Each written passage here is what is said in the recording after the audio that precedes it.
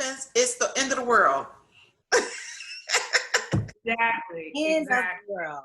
So we were doing our grand introduction before you called on the phone. We were like, yes, Dawn has been doing this. She's a pro. She is no new person to everything. So I was like, you go back in the day. Okay? We talking, what was it? Don't tell Boyz in the Hood. Boyz in the Hood. The one with Tyra Banks. Sister her first. Yeah, her first. Everybody's first. You were right there. Like when brilliant people were happening with the producers and the production between John Singleton and Gary, it was like you were there. How did that happen? Were you on set? And because this seems like something like you was a smart person in the room and they were like, okay, you about to do this. How did it come about with the whole script supervisor? And can you also tell us exactly what a script supervisor is responsible for so that people will know what you do in your position? Okay. All right. It is really a good question. So what a script supervisor does is that we are responsible for writing down what the camera shoots. Our notes go to the editor so they can put the film together. We're responsible for matching in continuity and keeping the screen direction, which is kind of the theory in filmmaking, why we can shoot out of order and then you put it together and everybody's looking the right way or going in the correct direction.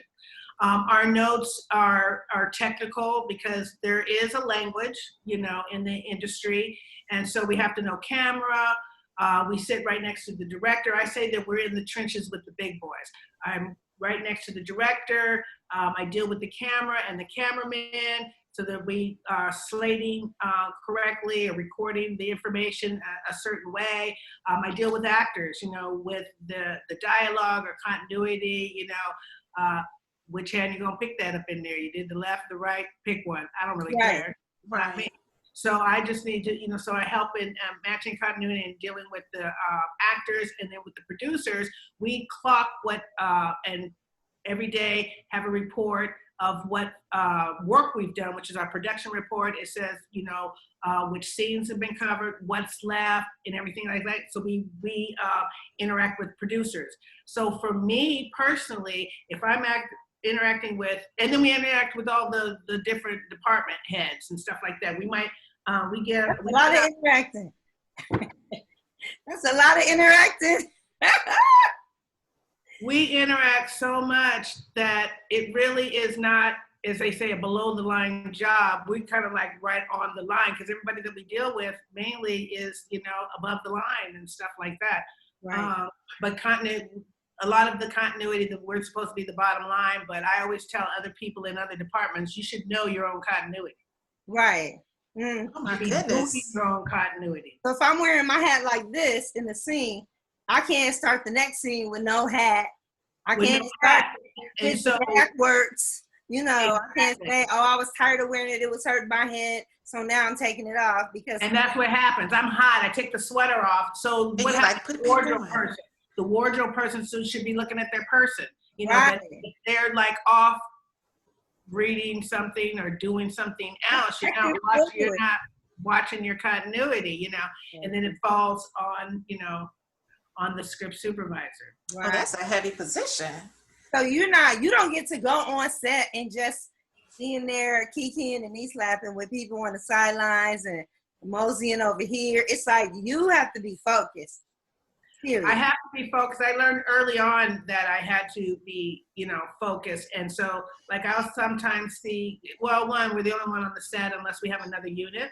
Right. So I'll see groups of, the makeup girls and they like laughing and kikiing, and then the other departments, they have their group, and I'm just here and I'm, in this, my little video village as it's called.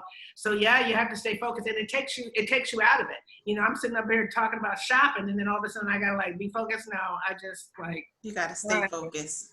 Well, how did you get started with this? Well, I started a story. I know you got a story. Yeah, girl. Well, tell us the PG version. No, I'm just Yeah, no. Oh, no. You are in Hollywood. Let's keep it No, family stuff. I haven't been caught up in no couch or nothing like that. Ain't nobody over here talking about, Don, come over here and let me show you your thing. You know? Right. You want this part? Let me show you my thing. No. They passed me by, thank God. You know. Right. No, I started out in the industry. Ooh, excuse me. You see that? Let me just take a little sip. Right. I have to do that all the time. Look. I know, it's all that talking, yeah. So I started out in the industry as a Los Angeles Ram cheerleader. I am an original Los Angeles Ram cheerleader. Wow. 1978. I love the Rams. Thank you. And so That's I know me. we're back. You say, go Rams, go. Right. Okay. So always a cheerleader child. And so we did television and stuff, and we did, my first show was dancing on the Johnny Carson show. So I learned that I could be in front of the camera, and I got into all the unions and stuff like that, and that really kind of started my career. Wow. I never thought about you could get into the unions that way. Well, television appearances. Well, the way that SAG works is that you can do a show, you can get a waiver Taft-Hartley, but then you got 30 days to join the union. Right. So that opportunity afforded itself, so I joined, Exactly. Did you even understand what that meant? At the time that you could go and everything? No. A lot of people are in it and still don't join. And you're like, dude, you've been acting for how many years? Like, you just got to get out there and hustle so you can join the union, because it will keep you protected, keep you working, and it makes a difference. It makes a big difference. And then if this is your career, be it in front of the camera or behind, then you want to get into the unions so that you can start building your pension, so that you can get the health care.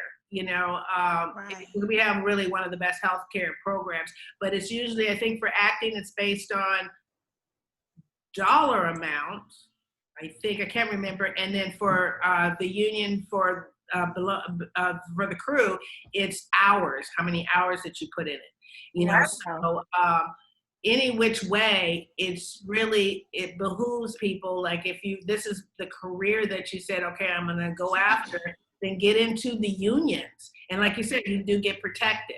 Yes. So that was very important. So what was the first opportunity that you had to get on set?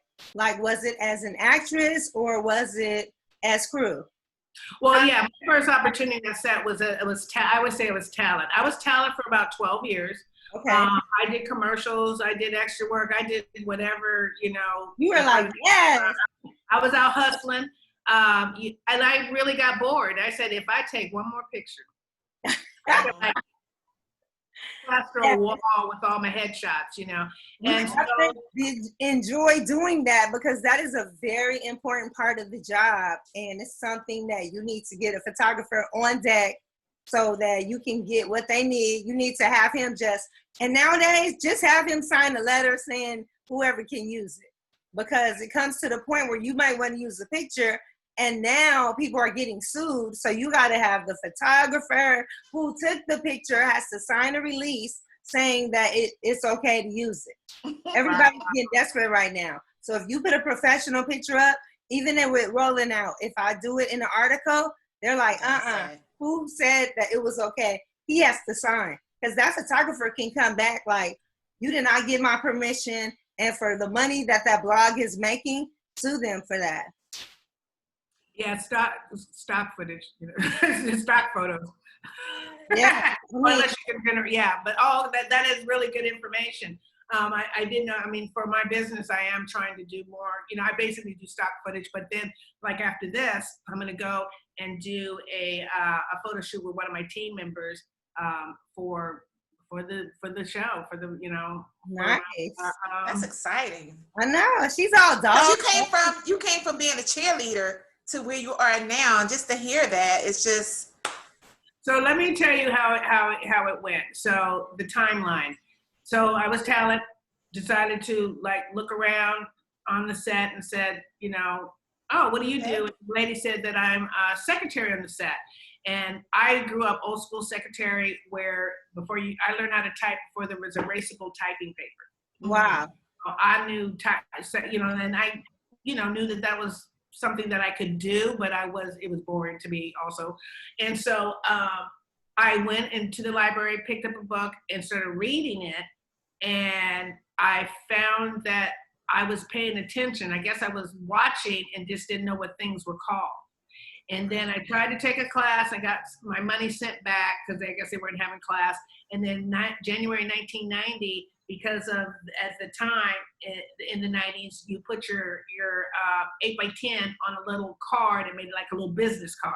Right. I made a little poster with those things on it and said, trainee script supervisor, at USC, film department. And so John Singleton had taken it, and he called me in May. I posted that in January. He didn't call me until May. I came in to do some music video. I couldn't even tell you who the artist was. I don't even think he took my notes or anything. And then and I got the call to come in to interview for Boyz in the Hood. Wow. And so then Steve Nicolaitis, who was with Castle Rock, who did a lot of Castle Rock things at the time, he gave me that opportunity to do it. He said, he goes, I could tell in the paperwork you could do it, but I didn't know if you were a filmmaker or if you could do this or not, type of a thing. And I would have to say that I was kind of like a fish to water. And so I want to say that particular movie, Boyz in the Hood, propelled not only the actors. You got Lawrence Fishburne, you got Angela Bassett, Cuba Gooding Jr., you have a lot of Mia Long, all that catapulted their career. Right. The people that were behind the scenes, they did have the department heads were experienced, but a lot of us were like new. Right. And just in, and we're still John Singleton, right? Say again? Including John Singleton, right? And John Singleton, right. So everybody just went, it just exploded. And of course, when we were doing it, we thought it was good and all that kind of good stuff, but we didn't know the impact until like the film came out a year from when we did it. So yeah, it's really something else. So you was in the right place at the right time, basically, and it just opened up so many doors for you to do many more movies and TV shows. It really did. And then there always have been trying to have more diversity, it may come in spurts, that type of thing. And then around about 1992, 93, they were trying to have more diverse department heads, and a script supervisor. I may be the only one in my department, but I am a department head. I've had others, when I have 2 or 3 units on television, you can have a second unit, you can have a double update unit. So that's 3 script supervisors right there that I'm the head that I control. So yes, I'm a department head. And so that gave me a lot more opportunity also. And then it's the work, I put in the work. Script supervisors in the past, only a few of them type their work. It's always been a hand to paper kind of thing. Me being old school secretary, I only did one job, which was Boyz in the Hood, by hand, pen and paper, and I was like, bunk that. Never again. Right, because that would be a lie right there. Pen to paper? And then you got to go back and correct stuff, and when they change lines, you're drawing a line through it and changing it and going back. Oh my goodness. I always found it odd that the craft started as in the secretarial pool. My understanding is that they would ask for a secretary to come up from the pool on the studio system, and she would take the notes, but she was up in the rafters. She wasn't even on the floor. Right. And take the notes. They go back, they type them up. No. And then they send them to the editor or what have you. And then somehow, gradually, they came out of the rafters, came down, and then next, they're like in there. There was some big old thick books, and it was just, for the time, I guess it was cool. But even in 1990, I think the laptop, the big laptop came out like 1994, the PowerBook, I think it was called, from Apple and stuff, and that's the explosion. But I had started on a brother's typewriter that had like a flip screen kind of a, with a precursor to the thing. Yes. Tab and tab and tab and tab and all that. You was doing it. But that show, you had heart. Like, you were serious. That is not a job that you can accept that you're not serious, because it holds everything. It's the glue. The script is the glue to everything, you know? So have you ever found that with a writer, because it seems like the writer would get a lot involved with the script supervisor, especially when you have to make changes and make notes. Do you interact a lot with the writers? Well, you know, it depends on what medium that you're coming from. Excuse me. If it's a commercial, then it's the agency, because the agency has written the copy and stuff, and the job of the script supervisor is the timing. You know, if you only right, timing, exactly. Like get that, you know, so the word we're really on about the timing and making sure they want you to say the words exactly how they wrote it. They pay a lot of money for them words, so they would like them to come out like it's on, that's written on the thing. They may change something on set at that time, and then they would just say, hey, we're going to say this now. And then it would change. If it was a television show, then you have a whole department. We have writers' assistants, you have script coordinators, and they work more closely with the writers, the writing room. And television is a little different, that if you can rotate episodes where I would be on one episode and then another script supervisor do another episode. But I never really kind of sort of did that. I was too nosy. I wanted to know everything. I went back to back. And so what happens is that you don't get to make the production meetings. I might get the script after the fact. I'm relying on the script coordinator and the writer's assistant to put the proper information in the heading, like day, night, next day, that type of stuff. So I'm not, you know, kind of like breaking it down. It's already kind of broken down. I'm sorry. I don't know. I forgot to put it on silent. And so then, so they would, like, if new pages come down, I do have to look at them, you know, and make sure that the continuity is still there. But in television, because they're in that writing room and with the writers and everything, they kind of like do all that like right then, you know, so it's really kind of contained. So on television, the same thing, maybe not more in the independents, where they pay for them words. They want you to say the words. Right. Exactly the way it's said. So there's not a lot of, you know, ad-libbing going on, but if you're independent or some of these others, sitcom. Yeah, it could be, you know, ad-libbing going on. Exactly. Well, you know, with sitcoms is, you know, is a little different, and it has its own different process. They put it up like a play every day, and then writers, and they'll tape it, or the writers come down and they watch it, and as they're blocking it, and so they make their changes like right then, type of thing, or they might say, hey, we're going to change this, and I might make a note, and then next day you get new pages. Right. So it's film where it gets a little more complicated. It's a more creative atmosphere that the director will say, okay, yeah, you know, I like that one, you know, or that ad lib. And I have a thing about ad libs. I think ad libs, a lot of times, the actor who ad libs is ad libbing themselves and not the character. Right.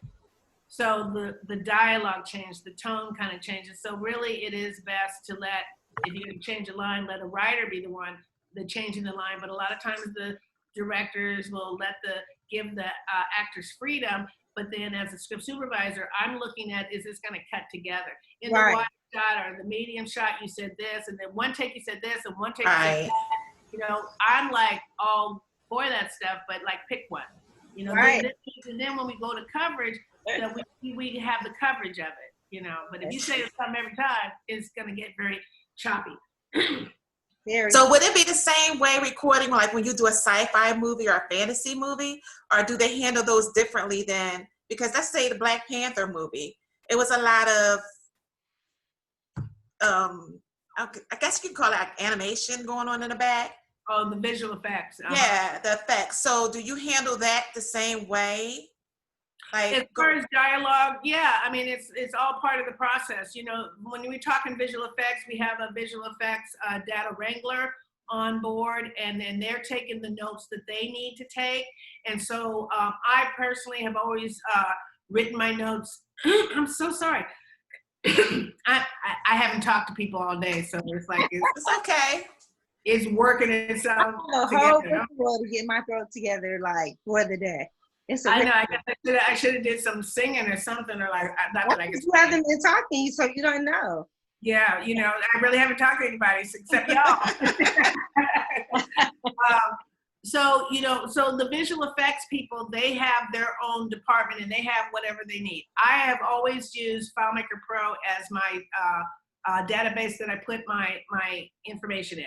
They also use FileMaker Pro, so all I have to do is send the information to them and they're able to download into theirs. They use it as like a checklist, or they'll on set check with me, okay, what's the scene number? You know, what's this, what's that? But they take their measurements and do whatever the visual effects to sort of do. So that's how we interact with that. So yeah, there's another department that, you know, I interact. Oh my goodness. Okay, so what was your favorite movie? Because I was going to ask that. Of everything, like, what was the best set that you had the best time of your life, and it was just fun? I mean, I do get asked that question, right? And I would have to say, but there's always like something from each of them, you know. Right. I loved working with Denzel on Fences, you know, even though he was kind of acting and directing, you know, he's really funny, you know. He is nerd. Because you don't know what he's going to say. No, and he's when he says something, you're like, he says the craziest stuff that you don't expect him to say. He's just a brother from New York, you know what I'm saying? Yeah, he's hilarious. He really is fun. So I had fun there, you know, and I had fun watching all these top actors in their element and how they just talked about the scene and they were so actors, you know, they were actors. Right, you know? right. So that was a pleasure to watch. I've been working with J.J. Abrams since the 3rd season of Alias, and I have done all his movies that he's directed so far, and I have learned so much from him. So he can really get me laughing. And so I get in trouble so much from the ADs. Oh, there down goes, or you know, or someone say JJ must be saying something to her, because he tickles me to death. Wow. So I've had such good, you know, and that he has referred me to be with him, and we've gone all over the world. You know, we've been in China. That's amazing for you. But what we were talking about the other day, like with one of the producers, it's really hard, like for new people that's coming in, if it's not a new project, because people are, especially producers and directors, so used to working with people they don't have to train, or they don't have to do this, they have good chemistry with, so they're getting the phone calls. And the new people, even though they have the talent, aren't getting a lot of opportunities because the veterans are zapping it up. Well, I mean, I think that's kind of sort of how life goes. I mean, you know, think about it. If you have a $50 million project, you don't want a first-year script supervisor working on it, no matter how much you like her. You know, something that we don't like really talk about anymore in the industry, or really any. There is always, this is a craft. You know, you start at 0 and then you work your way up. Right. You know? Yes, I'm a veteran now. You know, you're a novice. So you shouldn't expect to be doing what I'm doing. You shouldn't expect it. They expect that. Like, just walking in the door and you're like, honey. You got to do your work. You got to get there yourself. You have to get there. Network and learn. Work shoulder by shoulder doing. Hey, if that means bringing donuts to the place just to be in there with you, bring the donuts. People are getting away from. They're getting away from just wanting to be in the room. Right. And you have to have a work ethic, you know, and if you're young and maybe we haven't been teaching it or whatever, but they need to, you know, if someone is just starting out, one, you can't expect to be at the top unless you're doing your own projects. So Right. let's say you want to be a director, you know, then you should practice directing, and you should either do your own little things or you go to student. I went to USC film school and put up a notice and said a trainee script supervisor, you know, you go to the graduate, I would say more of a graduate because then they know a little bit more, but you go and you try to do those types of projects to get your experience, you know, and then when you work on those things, a lot of times they're industry professionals because it might be someone's brother, sister, and I'm just helping out. Right. When I was able, early on, I used to always like help out. I would do a PSA, but because I teach and stuff, if I'm going to do a PSA that's kind of like for free for somebody, I'm going to bring a student along, and then that gives them the experience too. I make it like a thing, you know. But yeah, you got to give back, and then you got to like start on the little things because you never know who you're working with, and you never know where you're going to get your next job from, because it could have been the grip who was watching you the whole time on set, and you were very professional, you seemed to answer the questions, you were engaged, everyone liked you, and they might know someone, a producer that's like having their next project, and they go, yeah, I need a script supervisor. Hey, I was on this other one, and that script supervisor, she seemed to be on it, you know, and that's how you get work. Yeah. It's how you, like you said, get on the set and work like you give 150%.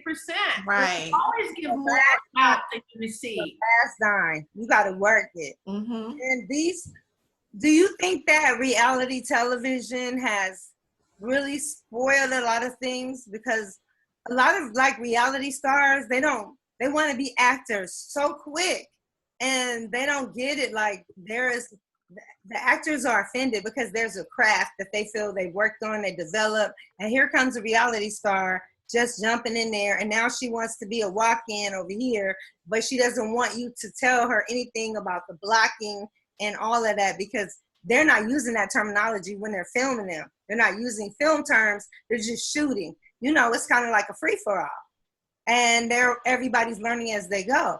So has anyone ever approached you about doing a reality television show project?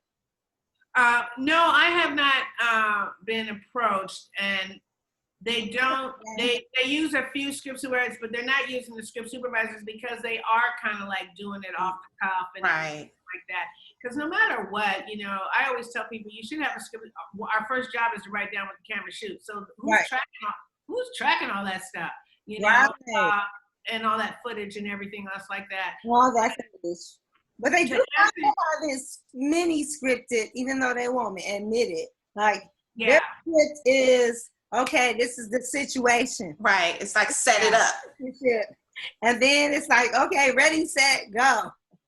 It's our modern day soap operas that, you know, is basically what it That's is. a good way of putting it. But the answer, you know, to piggyback off of a little bit what you were saying about they want to become actors, you know, it's a business. Right. That's the first thing, unfortunately. And the people that have these shows, they are trying to make money. And unfortunately, our society looks at these people and idolizes them and puts them on a pedestal. I don't know why, but they do. And so people are seeing it as a money-making opportunity. Right. And as far as the craft goes, if I was a reality star and I had opportunities to go act, go get a coach. Right. Go take the lessons. Just take the lesson. I have to explain. Take the lessons. Don't think that you call that a bag of chips, because all you're doing is acting like yourself. Right. You're acting like a character, even though maybe your character might be like yourself. It's if you have that opportunity, go get a coach or take the lessons. You know, and honor the craft. It is a craft. I tell them there are veteran actors that are still going to classes, improving their craft. If they've been acting for so many years and gone to school and they still do it, why do you think that you're above doing it? So let's go turn the page a little bit. Being a woman in film and entertainment. And you know, the reason I created this brand is because most women, especially women of color, it's very hard for us to get a spot and maintain it. And like you said, when we're on set, we got to be focused. We have to work hard because everybody is watching you all the time. So when you're offset after 16 hours, you know, of all of this in your head, you may not be done with what you have to do when you go home. You still may have other stuff to do just to prepare for the next day. How does a woman in film and entertainment fit in a relationship? Well, that's a really good question, because I've been in it for a very long time, and I was married at one time when I was a little bit younger. But when I started in production, and this is the thing about, I did not know, and I have grown children now, but at the time they were, 14 and 8 or something, when I started script supervising. Like I said, but as talent, I've always been talent since I was like 18. Right. So I think that I don't train women. If someone comes to me and they've got little kids, I won't train them. I tell them flat out, because I learned the hard way. So even though my children knew that I was at work, when they scrape their knee, they still want mommy there. I did not realize the hours involved in production. And it is anywhere from 12 to 16. And now with the COVID, hopefully they just can't work that long. They can't tax our system and for us to get sick or whatever, because long hours is long hours. Right. And so that was the first thing. 12 hours. They did the first COVID-free SAG movie here, Nina Holiday Productions, which is Terry Javon and Cass. They did a 12-day shoot of a horror. Tyler Perry's thing. And no, they didn't do it there. They did their own independent project, but it was SAG approved. But SAG was on set testing 3 times a week, all the actors, and making sure, but they had to, if they walked in the set, they had to social distance, but they still did 12 to 16-hour days. Oh, wow. Yeah. So how are you handling with working with COVID right now? I haven't had to go back to work. Over here in Los Angeles, it's slow. It's here. It's a little bit here, a little bit there. Some women are doing, or some script supervisors are doing it remotely, which is adding an extra pressure. More technology. It's harder than they think. People are really, really taxed. But I haven't as yet. I'll probably get started soon. But Atlanta is just off the perimeter. I don't even know what they're doing here. They're acting like COVID. It's not here. Nightclubs are open, and you would be surprised. I drove down the street at the lines of people in line to go inside these bars. No mask, no social distancing, no nothing. And I'm talking thousands of people on one block. There's a certain block that has about 15, 20 bars. All of them had lines. And I was driving home like, what in the world is going on in this street? I had to put my mask on in the car, driving down the street, just because it was that many people out and about. And I was floored. I'm not understanding why people don't think it's like real or something, or they just think that they're invincible and not going to catch it. And until they say that we have no more cases, then we should just take what extra is precautions. the big deal? It is just crazy. But I do want to address the time allotment to being on production and stuff. It really, and as far as in having relationships and stuff, it's easier if someone works in the industry with you, because then they understand. It's really having an understanding partner or spouse, because it is long hours. And then, I've heard all kinds of stories from other people that, their spouse thinks they doing something. It's like, you couldn't be working that long. It's like, no, we're working that long. Did it include a lot of traveling too? Well, it just depends on, I'm at that stage of being, a veteran that, and the jobs that I'm working on, I travel more because they want a more experienced script supervisor. And even though Atlanta is up and popping, they still are not as experienced and trained as the Exactly. Los Angeles, and not saying that Atlanta people are not trained or whatever, all that kind of stuff. So don't get on me. But they're bringing us because as far as the years of experience, I think, maybe. Yeah, of course. You know, or it could be just the person. You know, I might get the call because they want Gilliam. Right. Right. There you go. Exactly. I mean, that's really sorry about it. I don't know. You know, I mean, look at your resume. Look at what you worked on. It speaks for itself. So yeah, I want her. Gilliam, or do we want to and Jomo? You know, right. And sometimes it's a money thing. You know, I cost money to come. You know, you're putting me up in a hotel, which I really love. You're giving me a car. Thank you. And, you know, and per diem, what can I say? You know, I'm just like, right. It's a job, and I work really hard, and I'm worth the money, you know, but sometimes, you know, they might, like, the person might want me, but they just can't afford to do all that. And I'm not mad at them. Right. It's a business. You know, you always got to remember, it's a business. True. Right. So, that's so fun.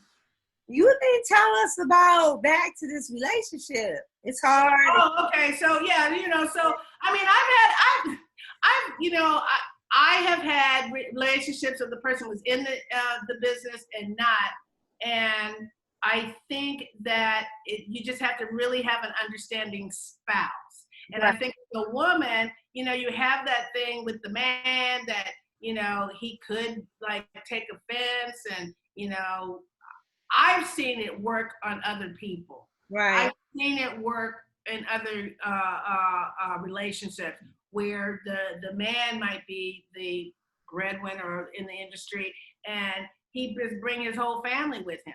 And they're like, my father was in the military, so that's what it reminds me of. He's just kind of a military person, and you just come and you go visit your spouse, and right. you know, come for the weekend, and that happens. You know, I could not, you know, for me it just didn't ever work like that. The guys never like wanted to come or, you know, do that, because I'm not gonna stop what I'm doing. Right. Why would I stop? You know, so but it can work out, but you have to just be mindful if you're like thinking of having kids and stuff like that. You know, I never told people that I had kids because I felt like they would think I wasn't able to do it, and they were younger. So no one seen my kids. Like, and when they finally saw them, they were like maybe 8 and 12. They were like, "You have kids?" And then they only saw one. So they were like, "Well, who's watching them?" I was like, "The angels." Okay. Back when we used to do that, yeah, I did the same thing. You know, mine would one. You know, sometimes my mom would help, you know, I mean, you make do, but yeah, sometimes, yeah, for women, they don't do that to men now. No, you'd say, right, kids, you know, good for you, you know, but yeah, with the women, they think it's a problem, and maybe it has been a problem, but, you know, it depends on where you're at. I've seen producers women producers, female, that will have a playpen in their office, you know. And they just bring their kids with them, but they're in that position that they could do that. Right. You know, they make that money too. Tyler opened his first studio here. I was like, he had a receptionist job. And I was like, yes. And Roger Bob, he was like, no. Because he knew I had kids. And he was like, no, you can't take the job. I was like, why? Because he already knew he did not want me to be away from them. Because he knew my kids too. So he was like, you can't, you can't be on set. He was like, I don't know. So then I started doing PR, and he was like, yes, because I could be in the streets and he could be on set. He's like, there's no need for both of us to be here. And then he knew I could, you know, move around. But to come there and sit, he would never let me have any position on set where I had to be there because of the children. And they don't never really talk about it. And like I said, I won't train anybody that has small kids. It's a, you know, raise your children. This craft will always be here. You know, when you get to a point that, like, you know, that you can leave, because it's the hours are too long. I always look, the first thing when I open my paycheck is not about like how much money I make, is how many hours I put in. Yeah. So if my average hours for television, when I was here in Los Angeles, television is about 70 to 72 hours. So that's, if you do a 40-hour day, that's a job in almost, you know, a half. And then when I'm traveling, because they pay you for your idle pay, your idle days, I was making from about 84 to 90 hours a week. 1 week. That's a lot of hours. That's a Away lot from of your hours. kids. Away from your kids. Away from your kids. And So, it's not like you have a job where you could be calling them and all of that because you're busy. Like you are truly there in the trenches, and it's no, oh, hold on, let me pick up the phone. Like they'll be like, what? Like you better not even look like you got something else to do. I call it, well, nowadays they call it parenting by FaceTime. For me, it was just the phone. All right, now what did I tell you? All right, so don't do that. All right, okay, put your other sister on. All right, so what did you say? Right. Exactly. So It was a sacrifice you had to make. Like, and then the women say a lot of the men, when they do decide to date, they may just want to go to the parties, or they may know, people, if they're industry people, you don't know if they're just trying to use you to network. To go to network, it's like, I mean, I guess that can happen. And then, I mean, I am really choosy about who I've let come down to the set or be around the set. Yeah, because some people don't know how to act. Mm-hmm. So, like, yeah, no. So, and then nowadays, because of security, now with COVID, there's probably going to be no visitors or guests. Yeah, right. Because everyone on the set has to be tested. So as soon as, and I went on the set because I brought the executive producers to the table that funded the movie. So of course, when I got on the set, the producer just came over to me like, if anybody asks you, you just got tested, because everybody else was tested, but they weren't going to tell me to leave. But I felt bad, like, I'm not going to go to the set because what if, I didn't want to be the one, not that I was not feeling well, but I was like, it's not worth it. Let them do their stuff COVID free. And they did it the first time. There were only 2 productions, I think, last month that remained COVID free the entire time. Because they had started back filming, and my friend was like, do not go on that set for the reality shows. They want me to come there and interview. I was like, I'm not coming to that. Oh, we're going to have you in a tent with the cast. Okay, is the cast getting tested? The reality shows are doing no testing, none of that. And they have had cases pop up while they're filming. They have so much going, love and hip hop, growing up hip hop. Well, not me just putting their business in the streets. You're going to get a phone call. They have had cases, I'm going to put it that way. But the actors or the people that are there, they should want to demand it. They should not want to protect themselves. They want to protect themselves. But they're not doing it, but it's all about the... Right. It's expensive to get the testing because that took up a lot of the budget because they had to have so many tests and it costs. Fortunately, they had the money to back doing everything they did, but that's what it is. It's expensive. They're not doing that free testing stuff, which I don't understand that. They should. If they got free stuff here, they could send one of those people over to a set and test everybody. Like, I don't get it.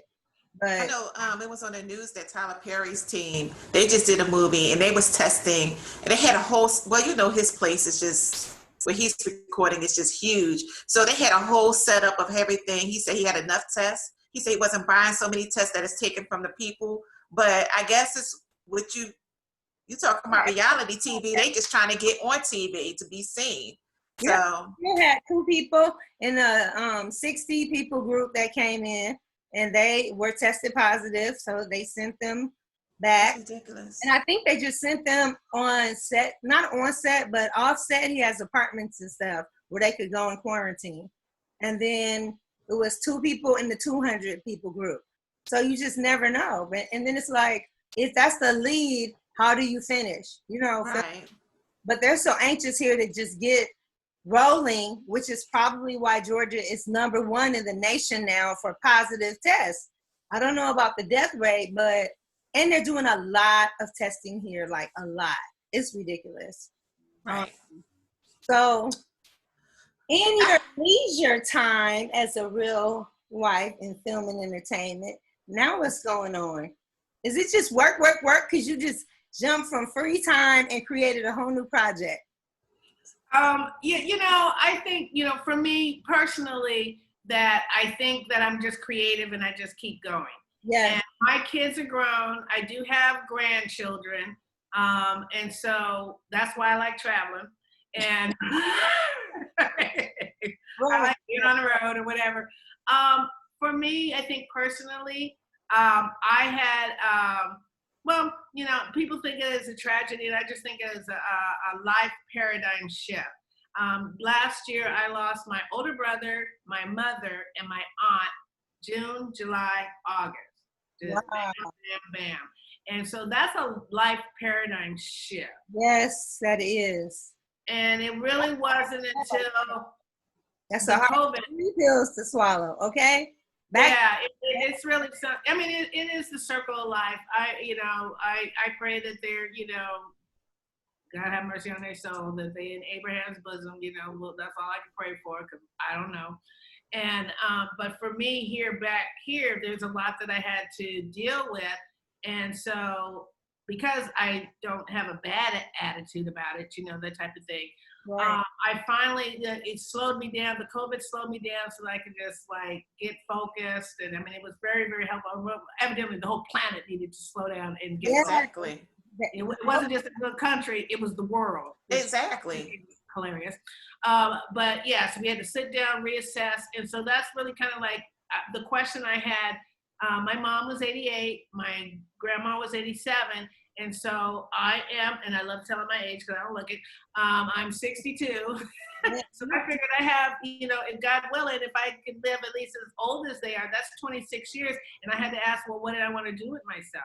Right. You know, what do I want to do? What do you want to do? That's your personal project. Fulfilling to you, right. How do I want to live my next life? One, I don't want a lot of BS. Right. The BS. And I definitely don't want to be stressed out or whatever. I would like to be as healthy, you know, as I possibly can. And, you know, I just kind of want to do what I want to do, you know, type of a thing. So that's how I'm just trying to live, you know, I'm just trying. And so me going into something new, that's just me. That's just how hold on, my thing is just, poor girl. I've been trying to, she was supposed to call back, but anyway. And so, so yeah, I just like doing stuff, you know, and I always said my work was my fun. And then, yeah, my work is my fun. I find that it's fun to do what I'm doing. You know? And that's a blessing itself, because you enjoy. A lot of people are not doing something that they enjoy doing. Right. So that right there is just, that's awesome. Do you have any upcoming projects coming up? Well, I mean, I have, as far as in the industry, I might be doing a movie with Denzel is directing. I'll be doing that at the end of October, I think that they said, or November. So that's coming up. I did get, like, someone asked my availability on something, but I'm so into doing my own business. The date might pick up. Like, you know? Not yet. I'm still working on stuff.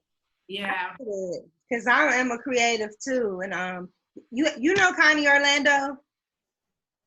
No, I don't think so. Okay. She's like the VP. She's the new Stephen Hill at BET, basically. Okay. Right. So she hit me yesterday, you know, asking how I was doing, and I'm like, I'm great. And I told her the COVID was such a break, you know, for me personally. Mm-hmm. I'm like, I'm in a house now. I'm out in the suburbs. I got some elbow room.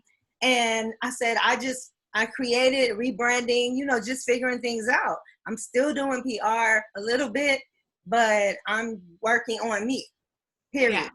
Because this is the time that I can do that without having to run to this event, run over here. You know, I enjoy not running around, because I had renamed my whole self JoJo in these streets.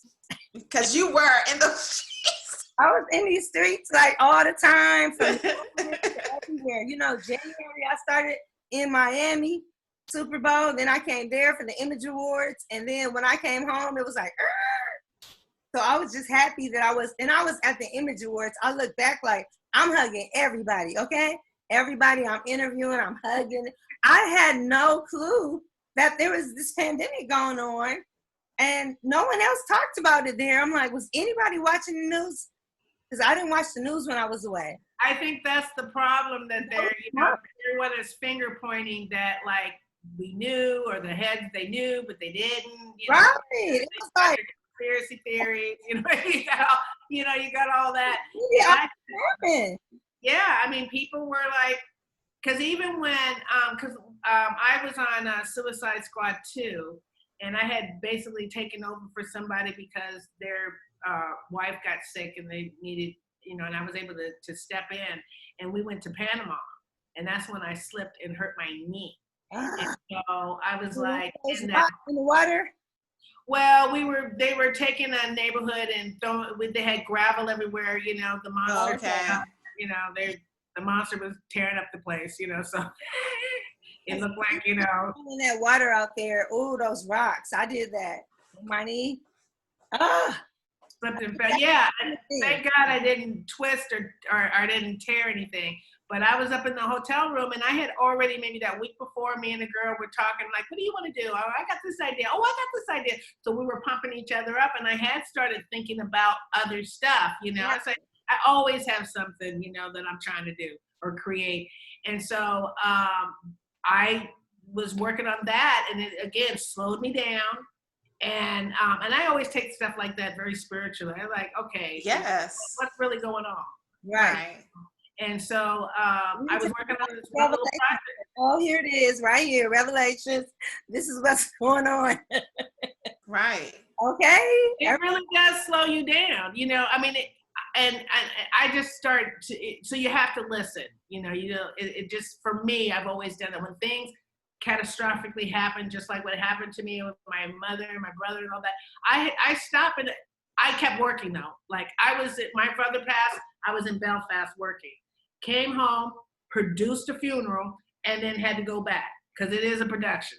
Yes, it really is. Mm-hmm. And unfortunately, something that we, it is a part of life, but we really don't teach our kids or teach anybody or ourselves of really what this process is and what you can do before, instead of trying to handle something while you're in the street, where you have to compartmentalize and put this over here and then just like try to like deal with it. And then, and so I didn't really have time, so I did start looking at things on grief and all that kind of stuff, so that I like know what I'm supposed to be like, not what I'm supposed to feel, but how I feel like, oh, okay, this is, so I just tried to like go with it. If I felt like crying, I just cried or whatever, and so, but again, didn't slow down. Right. I did not slow down until I hurt my knee. It's like Lord said, here, let me just, okay, now will you sit down, please? Right. Right. And to me, that's when things started to become, then I could hear, then I can see, I can feel. Right. It's like, just stop. And that's what he did with COVID. We are stopped. We had to, but I chuckle because he made it happen for the whole world. At the whole world. It was just so crazy. And then who knew? But I enjoy it because you get to think, you get to see, analyze, like this is right here. We spent so much money unnecessarily. Now you just buying groceries and you're going back to the house. You're finding ways to enjoy each other in the house, your family. Right. It's just a lot of different things has changed, just shift because of COVID. A lot of divorces too during that time period. The divorce rate went up. Yeah. Lots of thinking. I'm so happy I wasn't in a relationship, because then you got to get up and still kind of look halfway decent, That's a lie. But then I was like, it was just me and the boys, so I could do whatever, I don't want to comb my hair. I don't want to put no lashes, like, so be it, and that gave me the time up to get on my computer and say, okay, or come isolate myself in the room. I'm like, is this how writers feel? Because, writers will isolate themselves for months and just write. And a lot of my quarantine mindset, so it was easy for them to transform. And it was just a blessing to me. I mean, it's tragic because people are losing lives, but you got to listen and wear that mask, stay away from people. Save yourself. Over to everybody's house, breathing on everybody. Listen. If you listen and take care of yourself, you'll be less likely, to get some things. But I don't know. It was a blessing. I like this because we can have a real conversation, you know, right. like real convos about how things started. Because if you do a television interview, they're like, okay, you got 3 minutes. And you can't really sum up you in 3 minutes. Right. Like I would have never learned what a script supervisor does, you know? And they are timing it. They will time it. TV interviews, any interviews, they're like, okay, chop, chop. So when I do interviews in the office for Rolling Out, and I interview like a lot of the cast for different television shows, I'm like, no, I'm gonna need 45 minutes, you know? Even when Marlon Wayans was here doing his show, and I got to find out, why do you not like being married? You know, like, he's like, I don't like structure.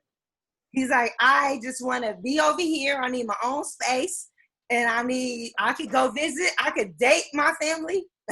But I want to be over here. He doesn't want anything structured. And I asked him, because he grew up Jehovah's Witness and his mom was very structured, he said that had a lot to do with it, because all 12 of them went to, then they went here. He said it was like a little army.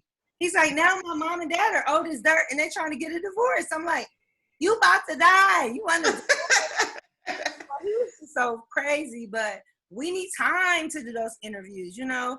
And they would always get mad on the carpet because I was with a larger media outlet. They would let me go first. So they're like, you always take up all the time, and then we don't have anything to, you know, they don't, sorry, you guys, it's over. But I have to get that time. So I'm so happy to have this opportunity. This is great. This is really good. Time. Do you remember when we met at the film festival?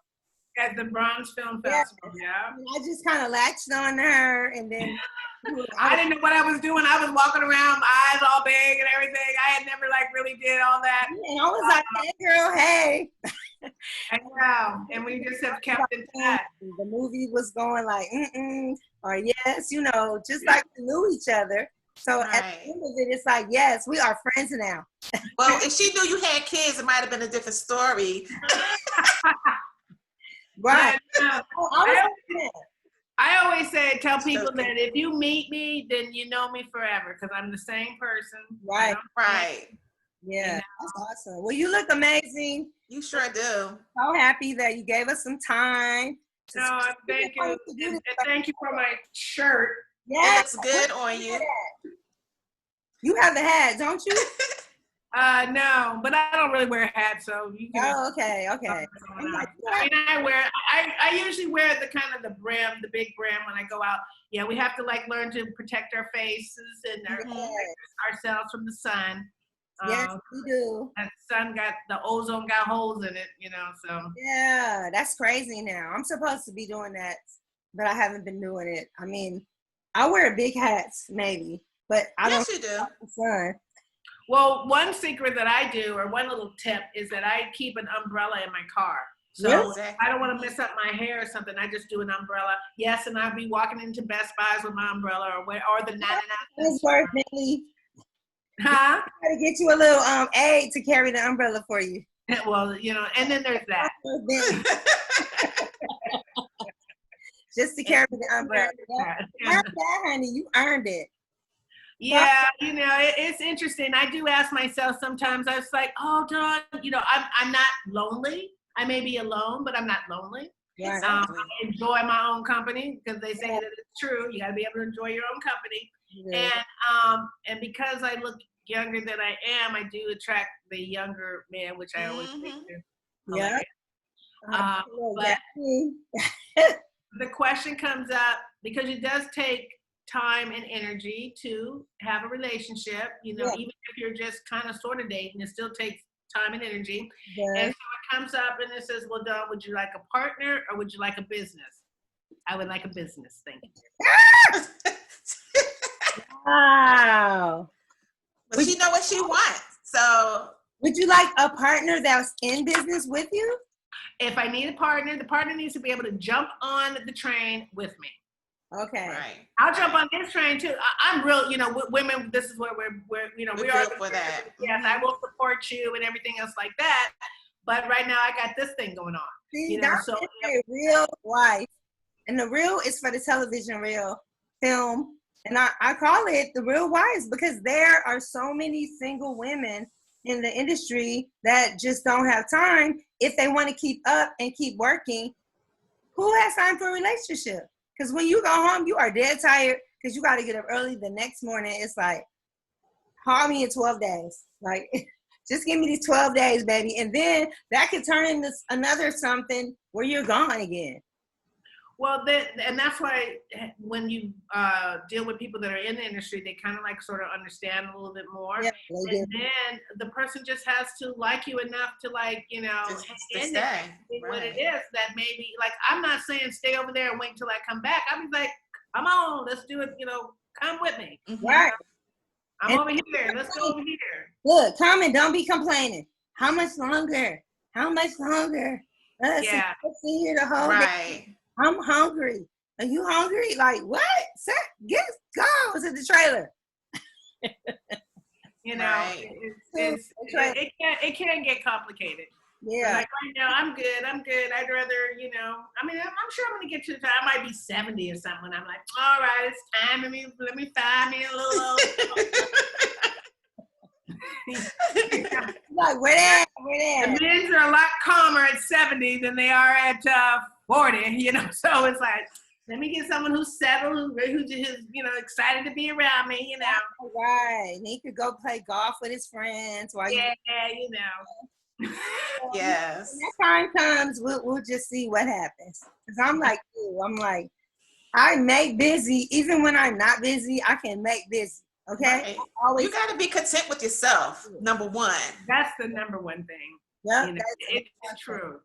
You have to people used to say that all the time. Oh, you know, how can you love somebody if you don't even love yourself? True. How can you be, you know, with somebody if you can't be by yourself? It is really true.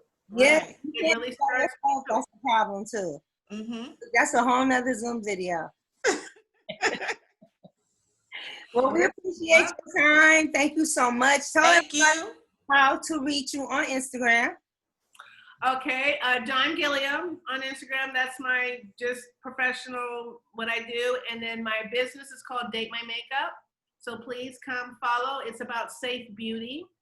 We are the bridge between the makeup and skincare companies that create the products and the influencers that show us how to use it. Well, we're here with healthy tips to keep your makeup product clean and you safe, because it's all about hygiene. It sure is. Hygiene isn't sexy, but you know, it's like, but we trying to make it sexy. It's like, girl, you have that lipstick on for the next 24 hours. Between use the app. Date your makeup. Date your makeup, yeah, because makeup does expire. It does expire. A lot of people do not realize it does expire, and they don't even ask when it expires. But see, being a cheerleader, you still have. I know y'all have to get dolled up because they kind of get dolled up. You know, that's how I learned how to do makeup and all that kind of good stuff. And you know, I mean, I'm now back in front of the camera. I'm a little rusted, you know, so. Never. I'm sure that's not the case. Oh yeah, the way that the girls are doing their eyes are so beautiful now. They do the whole thingy. Mm-hmm. I look at it as art. Huh? They have multiple pair of eyelashes on. Yes, that's a little much, but you know. 3 pair of eyelashes. That's a lot. It is. Well, that's like, you know, I say, you know, there are things for every age. There is an appropriate look, basically. Mm-hmm. Young girls are doing it, honey. High school. Young girls, you know, that's kind of their look, kind of a thing. You know, I would look ridiculous if I had a bunch of, you know, if I tried to look like that. Right, right. But some of them look really cute. Some of it doesn't look, you know, it makes you kind of like raise your eyebrow, you know. And it makes you think. The bottom line is that the stuff expires. You know, the bottom line is that especially when you put anything around your eye, yes, you want to make sure that it is like not, that it's not expired, because you're dealing with your eye. Right, it's open. You know, you don't want to get. I know you're looking really good there. I know you and your celery drink. I cringe every time I see. She's taking that celery drink down. I mean my cucumber juice. That's what it is. The cucumber. I say I like cucumber. Do you cucumber and mint? Have you ever tried that? Oh, I just do it straight. The only thing I may put in it is some turmeric root for pain. Well, try cucumber, mint, and lime. It's so good together. Oh my goodness. Yes. Really? I'm going to try it. But I've noticed less bags, less dark spots. It has really made my skin like, wow. Yeah, and it's kind of going like this. So you just are you extracting it? Is that how you're doing it? Yeah, I got a new juicer, one of those real fancy ones. So I'm obsessed with juicing everything. One night I was so hungry, I juiced 2 sweet potatoes, a banana, and whatever else was over there, avocado, and I put some ice in it, and then I put it in the blender after I juiced it, and it was really good. Whoever sweet potato, when you just said sweet potato, I was in, like. I was too tired to eat, so I just juiced it. Yeah, juicing is very powerful. But yeah, no, your skin is glowing. It's really, really good. And then it's getting slimmer too. You know, yeah, I lost 10 pounds last month. I went on the 21-day smoothie thing. And I think I'm on day number 18. I'm trying to ride it out. But I only cheated like maybe 3 days with a piece of trout, some grilled fish, you know. But you really didn't cheat then, because you still was eating healthy. That was good stuff. No, it's really good. Filling. And they have like all these crazy recipes with dark frozen chocolate cherries and wheat germ. Like they put everything, rolled oats. The recipes are so crazy. I gotta email it to you that I would have never put these things together to drink. And then they taste pretty good. Well, and I have one of those juicers. Now you're inspiring me. It's like, yeah, I'm doing the same thing because we're being in front of the camera. Right. You know, you have to like get camera ready. Oh, you know? And the cameras, I told her they show every little thing. Right. It's so vivid. When you watch back, you're like, that's why I put my glasses on. Like, okay, let me just put these glasses on or something. Because people are so critical. That's right. The new people. Like, when you pay attention to this, they're like, where'd she get that bump at?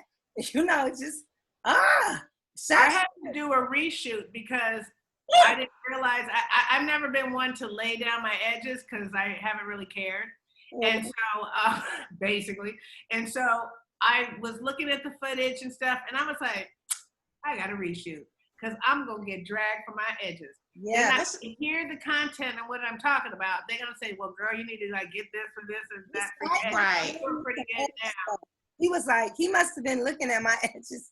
He said, I'm going to mail you my new edge product. I was like, okay. I said, ooh, is that his way of reading me? He sure did. Send it in the mail. Pronto. I guess he was like, do not make another video. They said, lay them edges. But he saw underneath on the sides. He's like, you got to have those edges right. I was like, boy. I like to do crochet, the crochet braids is what I do because I am definitely gray underneath, which I'm not ashamed of. You know, I earned it. But I'm trying, because I used to wear my hair, you know, I always wear my hair natural. So I always had this kind of fro thing. I love my natural hair. Yeah. But with the gray, and it was a lot of white in it. So I was like, oh, okay, get that gray. Got my brown skin. It's going to look, you know, popping.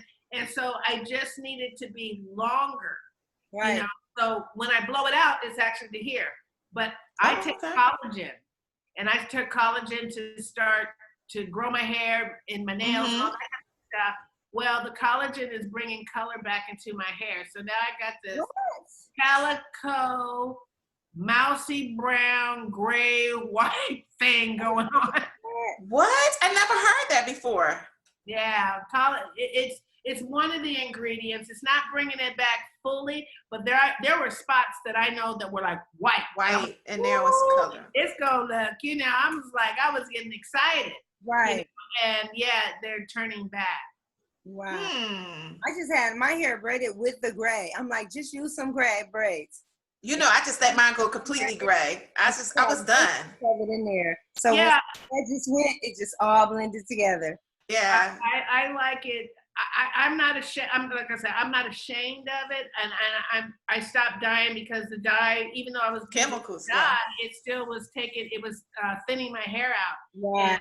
And then I was dyeing my brows because I love my daughter to go, "You got gray in your brows?" I was like, "Yes, girl. Your brows will turn." And again, I'm not mad at it. Right. It's just that's part of life, And so now I just put a little mascara on it, because I used to dye. The camera, you can't. They don't want all that a lot. My manager does a football sports show, and I'm literally there with this stuff to color in his grays and make it black around the edges and make it neat, even his mustache, because it looks cleaner on air, and they just didn't like it. So. He's like, bring the stuff. I'm like, okay. Bring the stuff. But I feel you, it's just part of the business, but I don't want, like I told my daughter, it's like, I'm not mad at my hair. Because sometimes people like, you're doing it because you don't like the gray. And it's like, no, I'm trying to get it long. I want it naturally. You know how you want it. Right. Yeah, I think that when it gets a little bit more length, then I can do a twist out and then it's going to look okay. Right. Right now Look, I know what I'm doing. I'm on a mission. Right. But that's the beauty of things too. You can put a color in your hair if you want to. You can wear it naturally. So we can be diverse. We can do anything you want to do. But when you deal with continuity, you always think like, okay, because you might film something with her being in front of the camera. Right. Trying to be able to make it back if they have to go back and redo something. But they got these lace fronts things that they just use. Yeah. So yeah, we know. They're everywhere. The glue, I never could get into the glue. Me either. The lady wanted to shave my edges. I was like, oh no, honey. When she wanted to shave it? Yeah, she said, let me shave your edges so it can fit. I said, I will not shave my edges for no lace to look nothing like no. That's not happening. We did it without it, but that was the last time. I was like, I can't do that. I can't. Well, the next thing, if you can't pull your wig off at night and sit it on the counter. Exactly. I'm like, well, I like my crochet braids. They're doing pretty good. Yeah, next time I'm gonna do bangs, and then we won't have to worry about my edges whatsoever. Well, it's hot now too. Is it hot in LA? It has been, yes. It's cool today. I'm looking outside the window and the leaves are cool everywhere. Because when you do the bangs, then you sweat. Then you got to worry about that. This is true too. Yes, it's like, then you're scratching your forehead sometimes, like. So you got to be conscious of so much when you're on this camera, what you're doing. Exactly. And you don't notice it until you play it back, and you're like, why would I do that? I was over here moving this bang over and over again. I saw my edge because I was filming all day, and so by the time at the end of the day, I was like, I was, I thought I was looking good, and then I was like, they were like flatter, and then they got puffier and puffier. Next thing you know, I had like a little fro going on, like right. And I said, they will drag me for my edges. So somebody should have told you something on the set. That's what kind of crew you working with. Well, it's just me. I'm a one-man band over here. You? Yeah, that's just me doing everything. That comment alone. No, that's right, yeah. But I'm getting ready to go. I got to go catch one of my team members. And, appreciate you. Thank you for being Thank you for your time. Thank you. Enjoyed the interview. I hope everything is going good. So you like your little Zoom, huh? Your Zoom recordings are coming out better? You'll love it when I send you the video. I will send you the video. Okay. And you're going to love it. It's so right. We look like the television show on the news. Okay, cool. Yeah, because how I'm doing my show is that the person films themselves off their camera. So right. I said they show me different rooms or whatever, and I'll pick a set, and so we get all that lined up. But we're on Google Meets or something like that. Right. And I direct them because I don't have to film myself. Right. I just have to know what they're saying. And so when I go to film myself, then, it looks accordingly. And when you put it together, say again? iPhones? Yeah, well, most people have iPhones. There's been a few Samsungs, Samsungs. Yeah, well, because nowadays the films are, I mean, the cameras, the phones have really good cameras in it. Yeah. Some better than Canon.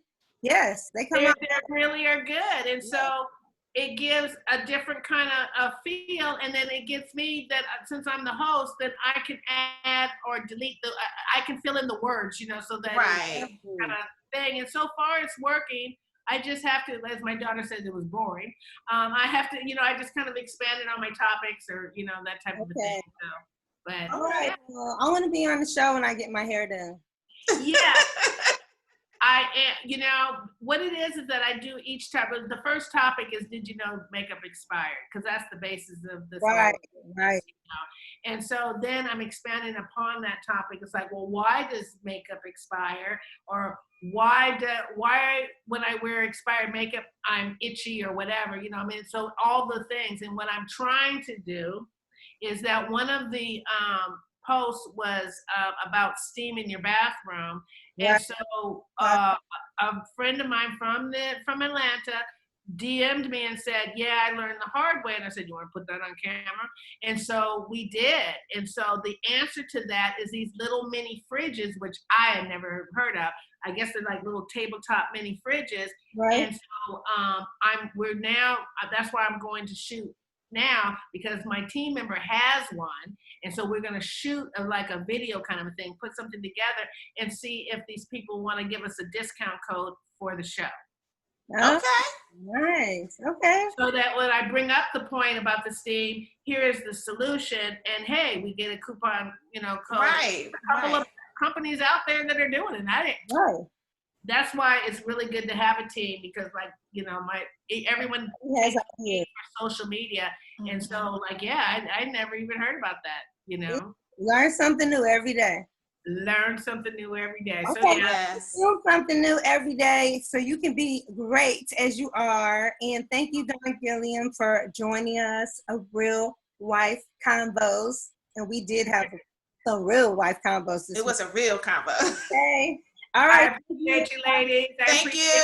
Sisters, keep going. And as I say, in the meantime, in between time, stay safe and wash your hands and no expired makeup. Because no expired makeup. You are the beauty standard. Oh, I love it. Yes, I am. Thank you. Thank you for your Thank you. Have a good one.